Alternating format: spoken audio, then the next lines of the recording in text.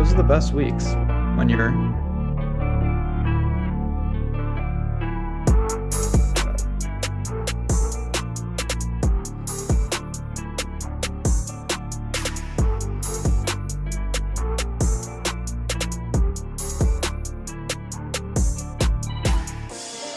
All right, welcome in the Awesemo Odds Show here on the Awesemo Betting Channel. Well, actually, technically, it's the Awesemo Betting Show on the Awesemo Odds Channel. I'm sorry, Ben Rasa. He's looking at me like, what the hell are you talking about? You haven't even introduced me yet, and you're butchering what we're doing here today. This is what happens when you have a up and down weekend, I think, to say the least, from Friday. Myself, Ben Rasa's in the house. Jordan is producing. We'll see if we can get him to put his life savings on a rushing prop tonight for maybe Justin Herbert. BetMGM is powering the program. And of course, you out there, we appreciate you joining us. Tell us what you have. Lock it up. We always do that before we get out of here. Your best, most confident play of the night, by all means. All right, let's look at the weekend before we look at Monday night. It was busy, Ben, to say the least. I think we did okay, to say the least, on Sunday. Saturday was a little trickier, but this is at least what we have on a Monday to look back at a pretty wacky weekend overall in football. Certainly was. A lot of football was played Saturday and Sunday. And you know what? I was just talking to you before the show. It was far from perfect, but I was actually really, really happy with the way it turned out for me personally. I maneuvered in and out of some spots, particularly on Saturday. I had a couple of spots that I really liked that did not get it done. LSU late at night really hurt, but I was able to steady kind of in the middle of the day. The Alabama game was played at a slower tempo. That was nice. A couple teams like Penn State and Nebraska kind of got the job done in pretty smooth sailing fashion. So all in all, this table was set for me to have a pretty good Saturday. We got to Sunday, and I know last night you were very happy with things. Overall, I was really happy with how Sunday worked out. The Cowboys for me was really key. And outside of me just giving up on the Giants only to see them rise from the dead, which was just more annoying than anything else, I really can't complain too much, even though I'm sure I'll find a way to in a little bit here. There were two, one that I don't think I can complain about, the other that I was very disappointed about. And it happened to do really, I think, with circumstance. Having the Vikings at plus 2.5 before that dropped to 1.5, really one, depending on where you had the gate. I thought I was in good shape. I really liked Minnesota to compete in that football game. They were given a gift. They squandered that gift. I don't know what the hell Cleveland was doing, trying to throw the ball with a minute or so left in that game, but they gave them a gift, right? So they should have been out of that game. I should have lost it. I kind of look at it like, yeah, I don't really feel upset by any means, because it was just a wacky circumstance in the first place that they were given a gift to win the game. That's fine. I take the L. I move on. But Atlanta, who had that, all they needed to do, Ben Rasa, was hold Washington to a field goal, and they would have lost the game, but covered at home with the points. That's all they needed to do. And instead, they make J.D. McKissick look like Marshall Faulk on the final play of the game. Brutal. That one was bad. Brutal. I didn't have a position in that game. I did see it. I was thinking the same thing. Everyone was thinking the same thing. The Washington was in full control to just set up a game-winning kick, and Atlanta was so bad that they weren't able to do it. And then they got, like 30 seconds left, not able to manufacture something, which was no surprise. It was, again, the NFL is such a fascinating league to break down and try to bet, because there's so much parity, even though there are obviously, you look at Buffalo and Houston and you wonder, how are these teams even in the same league? Are they even playing the same sport? But then we've seen again, we saw 2 weeks ago, Detroit take a Baltimore team down to the wire and then some. What did we see yesterday? The Jets, of all teams, win a game, beat a Tennessee team that I still think is going to win the South. And it just shows, particularly at home, some of these bad teams are still going to put up quite a fight. So I was really happy to see that from the Jets, obviously, and they looked a lot better coming off what was a horrendous start to the season. No, you're right. A lot of sharp money, including you, on the Jets ahead of time. I just, real quick, before we look at tonight, I need to know one thing, and I don't think we know it, but how bad is the situation with the wide receivers in Tennessee? Because the Titans are not to be trusted at all unless they're fully healthy. Like they laid down in that game. The Jets offense pushed their defense around. It's hard for me to believe that Bud Dupree is the reason why this defense looks good versus looks like shit. So I can't trust anybody on that team unless I know how healthy they are. And if they are healthy, then my goodness, only laying 4 on the road in Jacksonville, 4.5 now on BetMGM seems like a gift, right? Yeah, I mean, Tennessee is going to be a pretty polarizing team all year. That's obviously a real bad loss they just had. To lose back to back to the Jets and Jags would be pretty crippling. But I think we saw, me included, and we talked about this all day yesterday on the DFS side of things. Derrick Henry is unbelievable, but these are still professional defenses. If they know that you have no other threat on the field, they're going to find a way to at least keep him honest. And we saw that yesterday. So the Titans need to get healthier. They need to be more dynamic because their defense, once again, is not great. They made Zach Wilson look worlds better than the first 3 teams that he faced this season. So Tennessee, they benefit from a really, really soft division. I think that's probably their best data point at this point.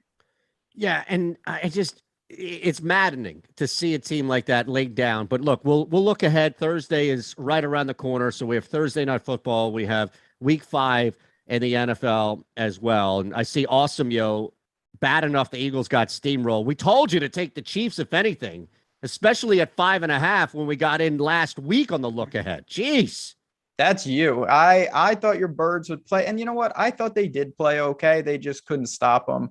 Tyreek Hill had quite a day. But the Chiefs, they're another team. The Chiefs have serious issues. Their defense is absolutely garbage. And we saw that even against Philly.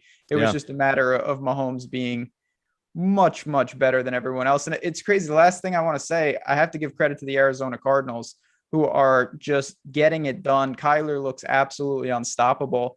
The 2 remaining unbeatens in the National Football League, the Arizona Cardinals and the Las Vegas Raiders. And one of them probably going to be going down tonight, but that's neither here nor there. I cannot believe those are the last 2 standing. It's amazing to see that. It really is. And I think more so from what we're dealing with the other team. Arizona, we knew there was promise. We knew, especially dealing with that defense and some upgrades there. Just, I can't say that I'm totally floored or flattened by it, but man, I mean, this may be an opportunity. I don't know if we have time today, but I was thinking about that in the back of my brain. Now that we're 4 weeks into it, if it's an opportunity to look at maybe a futures bet on the MVP. That's all I'm saying, just because there could be some value out there. We're going to do that this week. I like that. We're at the quarter poll, I guess you could say. Maybe Thursday show? Sure. You know what? We'll sneak that in because I do think there's some value on the board. And I do think there's still a natural overreaction. We're a quarter of the way in. Some of these teams are going to have some serious regression. The schedules will balance out. Some of these teams, you look at them and you're thinking, man, they have no easy games. And then other teams, 3 or 4 of their first 3 or 4 games have been cupcakes. And I think that can dilute what we're seeing in the standings. So let's look at tonight as we shift on. Again, hit that thumbs up button. Appreciate you joining us. Make sure you're subscribed here to the Awesemo Odds channel as well. You can follow Ben at JazzRazDFS, at Shander Show for me. New users at BetMGM, bet $10, and we're going to give you 3 free months of Awesemo Plus Platinum on top of a risk-free bet up to $1,000. So just sign up with our promo code Awesemo, and we have a bunch of cool stuff happening for you at BetMGM. All right, my friend, let's look at tonight. As always, you kind of steer the ship. What you're looking. Let's look at the game first, and then we'll get into a couple of player props here. Although I'd have a nice little juicy in-game, same-game parlay for you. It's not going to pay out exponentially here, but I think it's a safe play. Let's start with the game itself. Let's just look at the game itself. Any side that you have on this game? So I think the first thing that I don't want to say stood out, but I just mentioned the Raiders are undefeated. They're a 3-point dog in the game. So they're not juggernauts just yet. I think this speaks to the Chargers being a very good team, and I think it speaks to the competitive nature of that division. So the Chiefs are the best team in the division. They're not showing it right now, but you look at this, 3 points, 51-point total. That's what stood out first. I'm going to just dive right into the game. I do think that the Chargers are the better team here, and they're going to show it tonight. Yep. First, both these teams have really struggled stopping the run. The Chargers are dead last in the league, and Vegas is 29th in rushing yards allowed per attempt. The difference is I don't know exactly what Las Vegas's backfield's even going to look like. And I'm not saying that Josh Jacobs can't be replaced. We've seen that they can use a committee approach and be just fine. But at the same time, I look at this Chargers team. They've got weapons all over this offense. And I'm really interested to see how Vegas tries to defend a team that is not just Herbert and these Eckler. They've got all sorts of problems on the outside. So that's where I was drawn. What are you seeing when you see this divisional battle?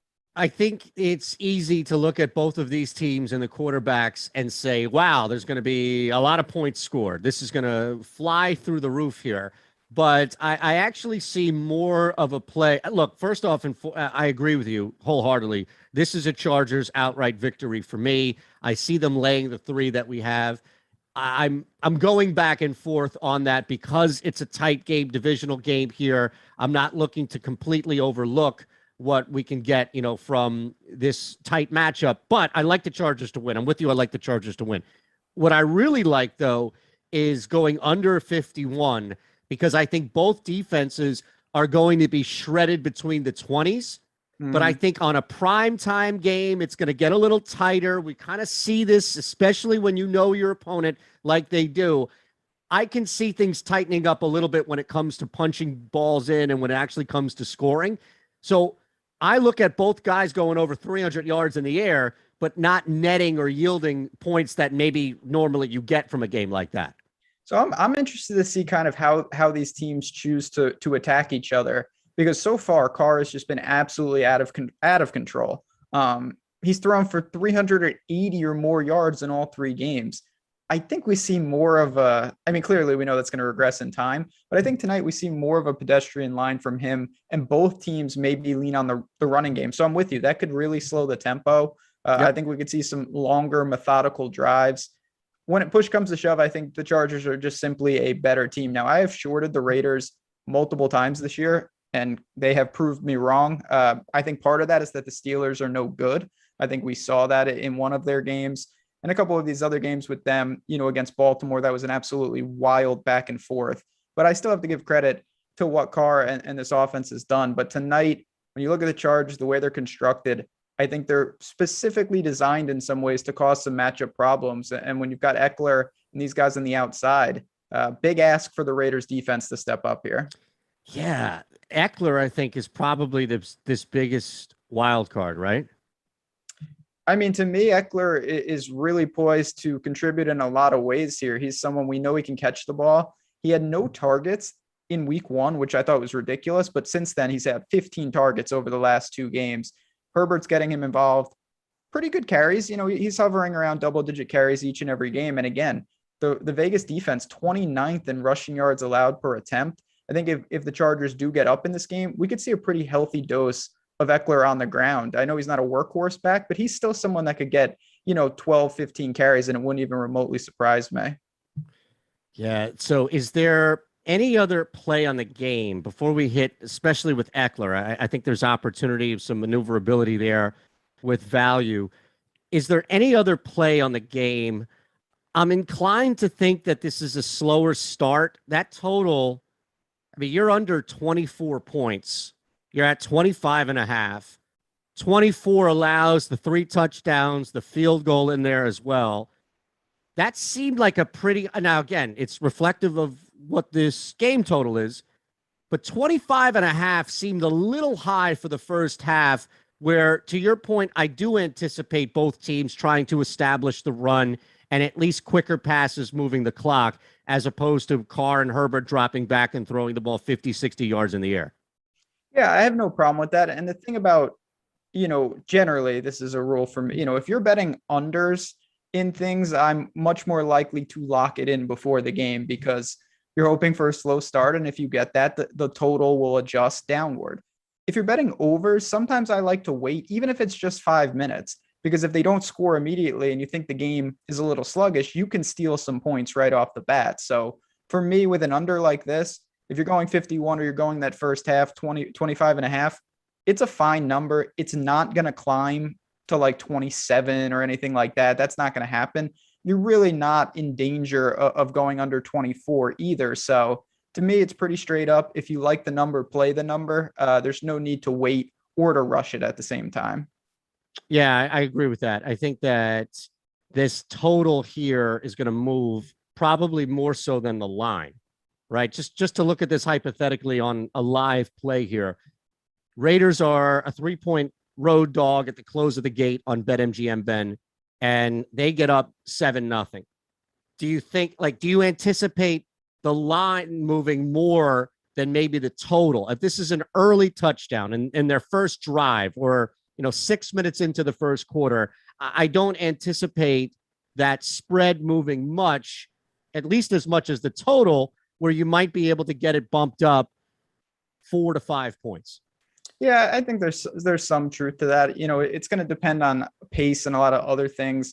If this game, if you do think it may be a little higher scoring than we do, and one of these teams scores early, you might want to just blindly live bet the other side and hope for some ebbs and flows.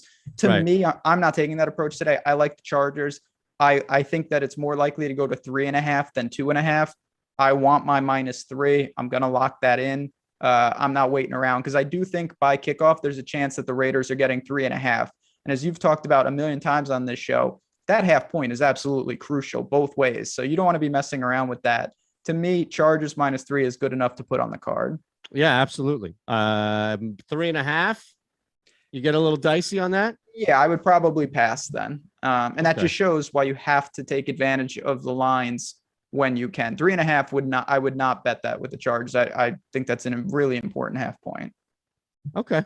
Fair enough. I think that this game is going to be too tight to leave it up for a hook. I was also seeing how confident you were if you wanted to push this to maybe 4.5 for a higher return.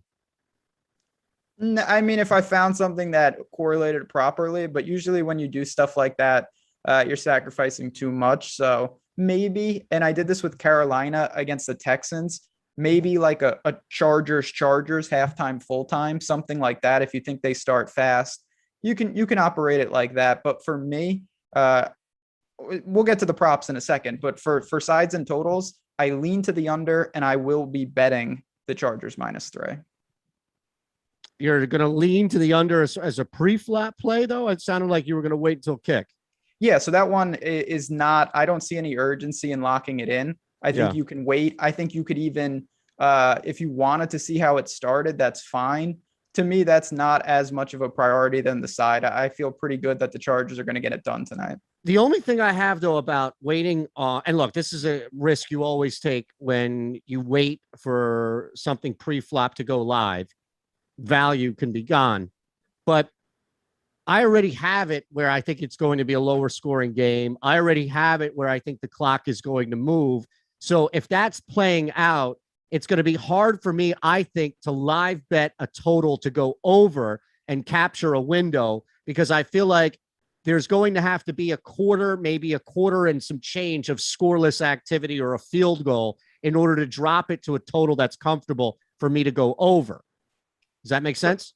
I mean, yeah. So for me, particularly when you're talking about over-unders, if you think the game starts slow and you're leaning under, you have to lock that in before the game starts, because you're only going to be hurting your value.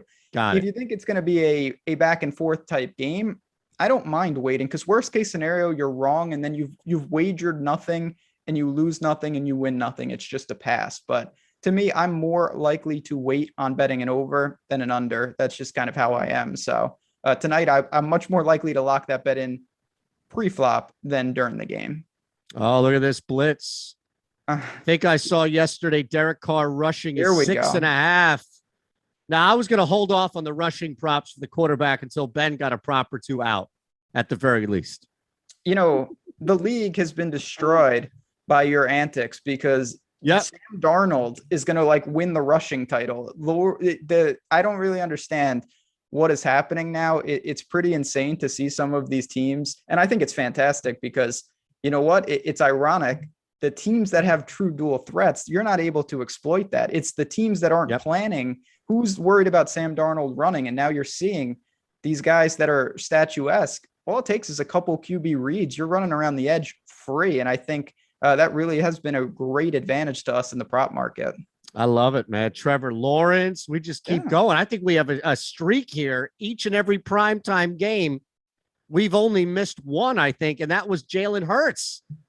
And he doesn't count for what we're talking about here. Jalen Hurts is a true dual threat. He is in the Lamar Jackson, even Daniel Jones. We're talking about quarterbacks that aren't expected to run, and that is what we're seeing. The Darnolds, Lawrence to a lesser extent, Jameis is in that. He is always pulling it down a couple of times a game, and I certainly think that Derek Carr, he does not run, let's be clear, but can he maybe get one or two for you tonight? I don't know.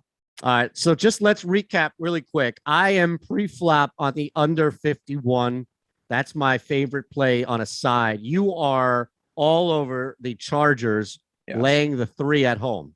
Correct. I like the Chargers. I don't want to mess around. I think if you like the Chargers, now's the time, because I think you go to 3.5. We're going to hit some player props up, hit that thumbs up button, and make sure you're subscribed, of course, to the Awesemo Odds channel. We have this awesome deal from BetMGM. You bet $10, we'll give you 3 free months of Awesemo Plus Platinum, and use our promo code while you're at it at BetMGM, and we'll give you a risk-free bet up to $1,000. This is what I like, because I like the Chargers as well. I'm on the under, so I'm going to move it up a little bit.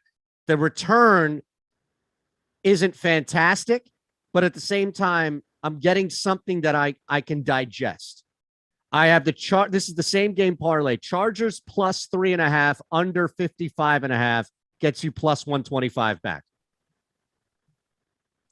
Yeah, I mean, you're moving the lines in your favor. It's a little thin. I'm not going to lie. Plus 125, you said? Yeah. And I even prefaced this 2 times over that the return isn't fantastic. It's not what you would jump on. But I think, look, we lay 150, we lay 160. There are times in which we lay a lot of juice on a bet because of the confidence and because of where you are and where it moved. To move this now 6.5 points on the line and 4.5 points on the total, to get plus money on that, I was a little surprised. Yeah, I mean, what I would say to you is that if you just parlayed the Chargers money line and under 51, Chargers got to win the game and it goes over the actual over under, you're up at like plus 177, 178. And to me, that's a better bet. You're not getting the plus 3.5, and you're getting a couple less points on your total, but you're getting north of plus 170 for that. You're getting plus 125. I don't think there's that big of gray area. So if I was going to do something like that, I would just parlay the Chargers money line with the under and take almost 2-1. Yeah, I get it. The total is what I'm most concerned about here. That's fair. Like, I have no problem with the Chargers laying 3 by any means. So I kind of looked at it like I bumped the under up to 55.5 at 125. Does that make sense? I mean, it does. I get it. You're moving it like 4 points through a little key number, nothing crazy. Certainly 52 is nice to cross. Right. And look, I've crossed 55 as well here, which is a high end key. I mean, again, I think there'll be opportunities, particularly if the game starts slow. You'll be able to navigate if you want to do something like that. I pick and choose my spots pretty specifically with any type of thing like that. And for this, I'm keeping it very generic, just going to a straight side with the Chargers. All right, let's look at a couple of props here. Why don't you kick things off? So I talked about earlier in the show, I think that Las Vegas, their run defense, along with the Chargers, but we just don't have clarity on the Raiders backfield. They don't have rushing totals. It's off the board right now, but I'm comfortable on the other side. Austin Eckler, 56.5 rushing yards. I'm going over. I know he's not a bruising back, Aton, but man, I think in a game where I think they're going to be winning, you do as well. If he pushes for north of double-digit carries, and he's had 11 and 15 carries in their 2 wins. He only had 9 carries against Dallas, but they lost the game. He's been over 50 yards in all 3 of his starts. I think this is the easiest rush defense he's seen. You can make an argument that Kansas City's down there as well, and I get that. But I like the spot. I think Eckler will be busy on the ground. The guy behind him in this backfield, Roundtree, he's done nothing. He has been absolutely abysmal. He had 4 carries for 3 yards against Kansas City. I don't see any reason he's going to garner a ton of interest. Give me Eckler over 56.5 rushing yards tonight. Yeah, Greg SJ1 on the chat agreeing with you.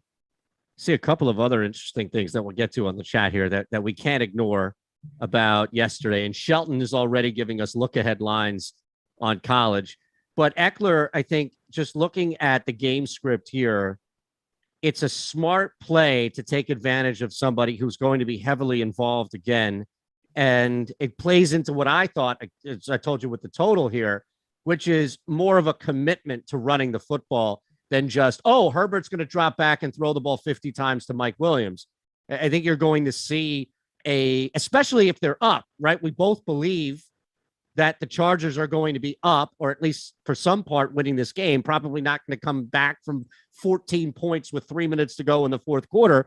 So Eckler now, especially because he's been reintegrated following injury, right, to start, I love that play. 56.5, I think on the surface may seem big for a guy where the expectations is to throw the football so much, but Eckler at 56.5 with volume on carries makes some sense. Like I said, I really do like it. And it's a product of the game. I'm starting my pyramid, and I try to build like this in DFS. Sometimes I talk about pyramids. I think you can do it for betting as well.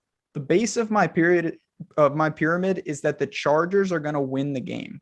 And if that happens, what does that help? It helps Eckler in the backfield. So let's start there kind of as my next level up. And I think that helps his volume. It helps his output. And then you look at the rushing defense, that checks the box as well. So that's how I'm starting my prop card is Eckler rushing yards over 56.5. All right, I'm going to give you one on the Chargers side, and it's a little bit scaled down because it's not first time in the game. This is specific to the Chargers, but I think until we get something in front of us that proves otherwise, you still have to ride this Herbert-Mike Williams connection. Mike Williams has been outstanding. Yes, and plus 450 for him to be the first touchdown scorer for the Chargers, not in the game, but the Chargers, I think is a pretty good look because of all of the different ways. It's a big play, the red zone target. He has multiple ways in which he can score.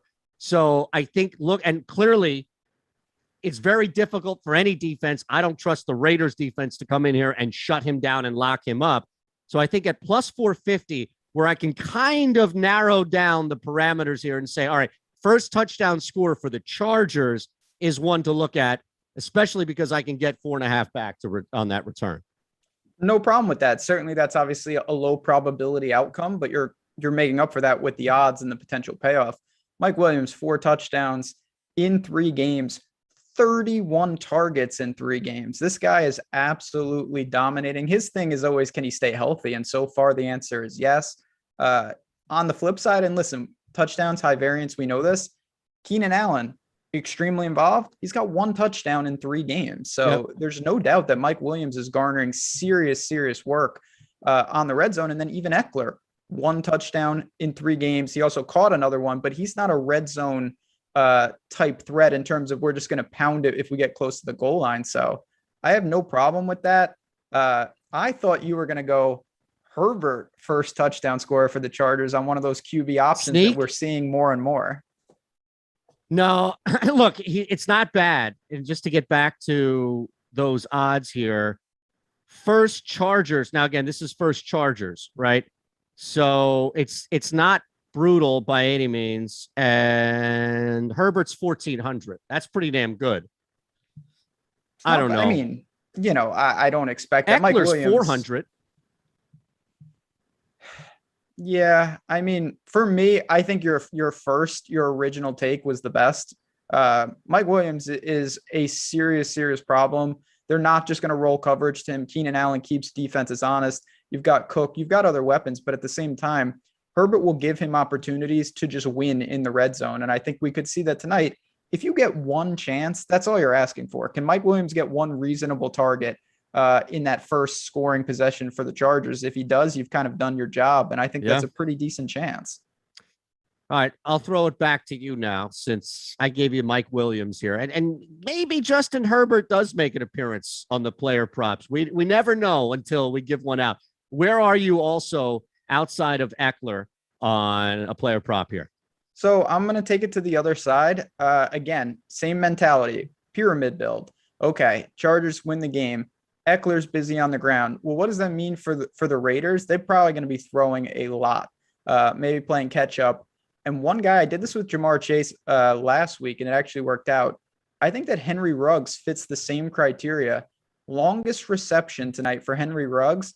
We've got him at 21 and a half. It's moved up to 20. See, this is why you got to get these early. Yeah. Yep. Moved up to 22 and a half. I'll still go over at minus 110.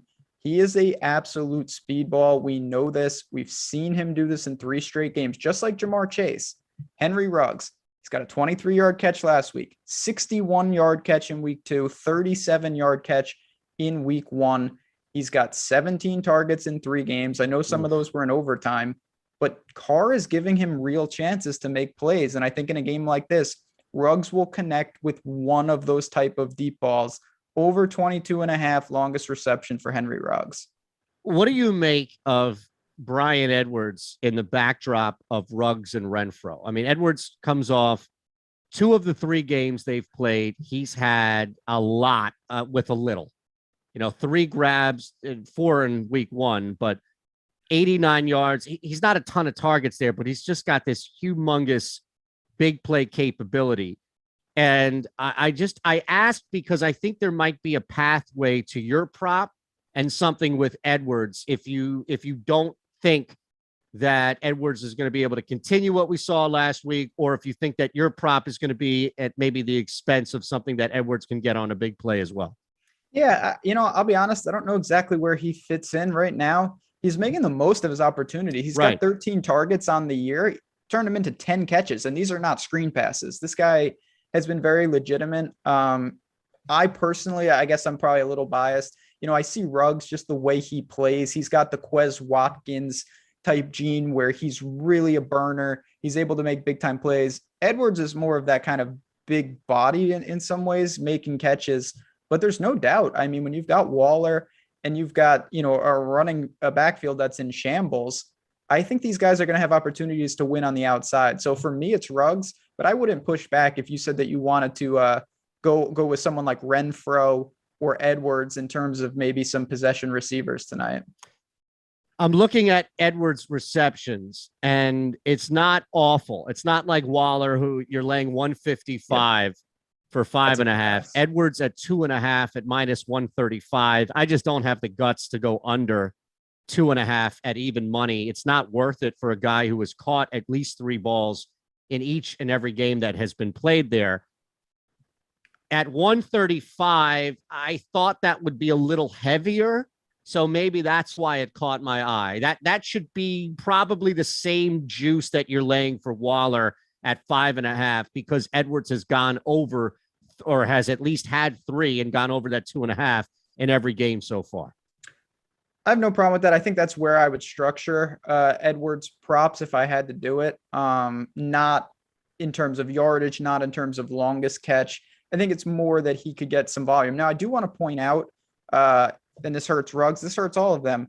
The Raiders have played 3 games. 2 of them have gone to overtime. So they have been in some wild games, and it's a little misleading. You look at plays per game, they're second in the league at 75 plays per game, but they've played a lot of extra football. So we're going to see what Carr does in a non-overtime game, assuming that this doesn't go to overtime. But at the same time, I still think there'll be ample opportunities for these pass catchers. All right, I'm looking. We had a couple of lock it ups here where SD Hunter Renfro over 46.5 receiving yards seems too easy. Longest field goal prop over 46 yards from Walter on the chat. See, that's what I'm talking about. That's from the clouds. Ooh, I like that. I might play that. I might tail that one. Those are the type of things, you do your due diligence and you dig into some of those spots. Really, really soft. I have not. So I can't speak to the kickers, but you listen, if that's a line that you're seeing and you think certainly out there, no weather concerns, I don't mind it. I really don't. And to speak to Renfro for a second, I think there's absolutely no problem with that. He's another guy. He's obviously not a burner. He's working underneath. He's working out of the slot. They may go to him a lot. I really respect certainly Derwin James, who's going to probably be tasked to slow down Waller at times tonight. But I think they can be exploited underneath with a guy like Renfro.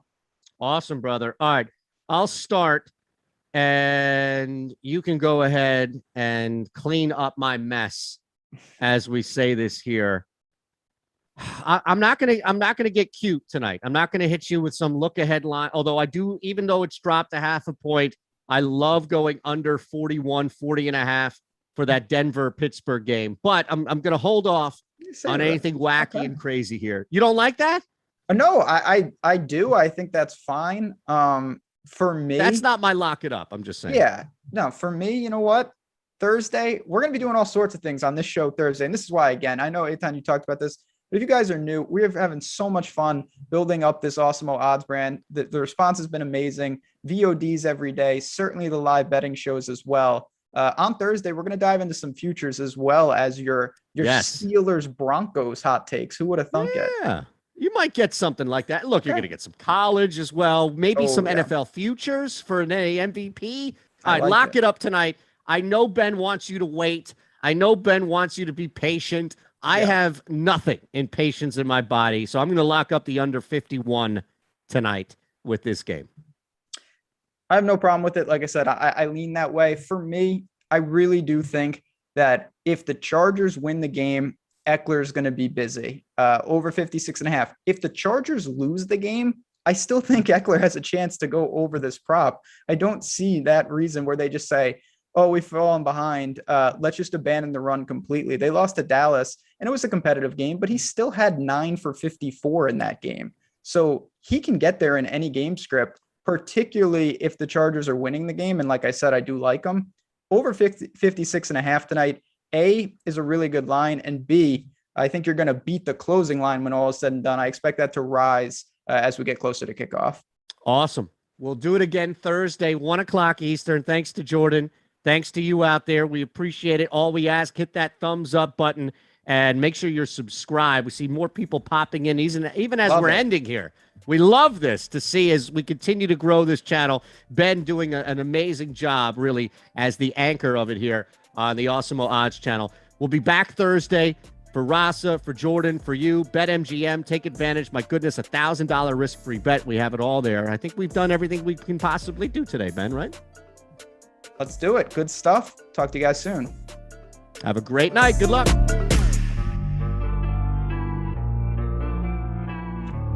All right, let's go